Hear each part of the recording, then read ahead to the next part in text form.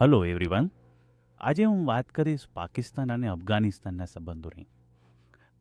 તમને ખબર જ હશે કે ઘણા ટાઈમથી પાકિસ્તાન અને અફઘાનિસ્તાનના સંબંધો સારા નથી.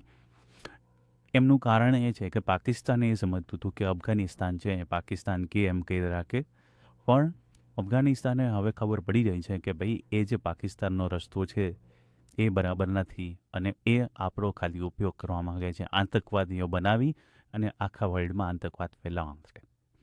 સો એમના માટે થઈને અફઘાનિસ્તાને હવે જે રસ્તો ચૂન્યો છે એ છે ગ્રોથનો, વિકાસનો, બિઝનેસનો. અને એને એટલે જ એમણે ભારત સાથે, ચાઇના સાથે અને આજુબાજુના મિડલ જે સેન્ટ્રલ એશિયાના દેશો કહેવાય, કઝાકિસ્તાન, તુર્કિસ્તાન, તુર્કમેનિસ્તાન, એ બધા સાથે સંબંધો બનાવ્યા છે.